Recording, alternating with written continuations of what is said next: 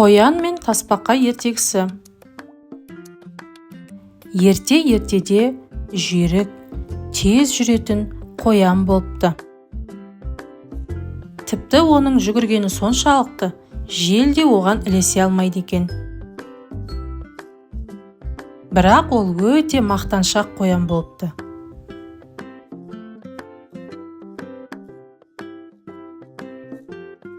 Орманда ақылды тасбақа өмір сүріпті.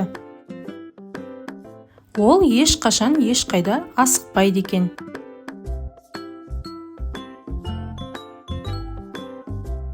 Бір күні тасбақа үйінен шығып қарап тұрса, оған қоян келеді.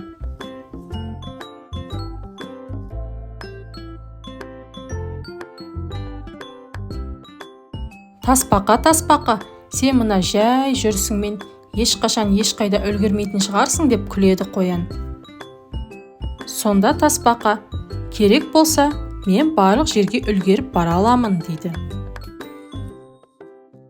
Қоян болса, сен қалай үлгересің? Мынандай жай жүрісіңмен деп одан самайын күледі. Керек болса, мен сенен бұрын жетемін дейді тасбақа.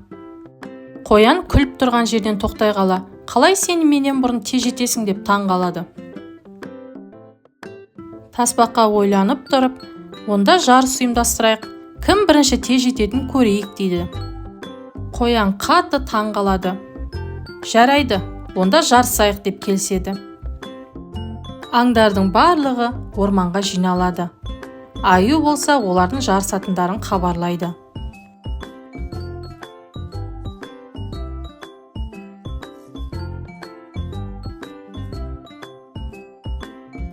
Аңдар мәре сызығын дайындайды. Жарыс ережесі бойынша қоян мен тасбақа орманның бір шетінен екінші шетіне дейін жүгіріп жарысуы керек болатын.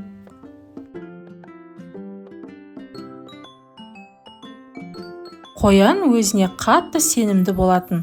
Жарыстың басында ол тасбақадан озып кетеді.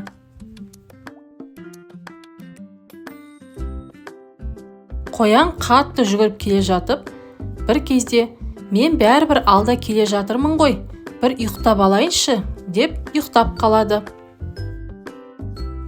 Ал тасбақа болса мүлдем демалмайды. Ол алға қарай жүре береді. Бір кезде ұйықтап жатқан қоянның қасынан өтіп кетеді. Бір кезде қоян ұйқысынан тұрып, жарыс екені есіне түсіп, алға қарай жүгіре жөнеледі. Жүгіріп келе жатып, мәре сызығына жақын қалған кезде, тасбақаның мәре сызығынан асып бара жатқанын көріп, қатты таң қалады. Қоянның көңіл күйі қатты түсіп кетеді.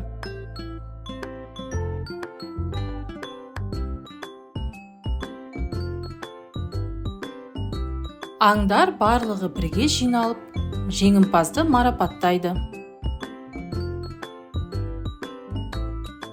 Бұл оқиғадан әрқашанда асықпай, ойланып шешім қабылдау керек екенін, және де алдын ала бостан босқа мақтанбау керек екенін түсінуге болады.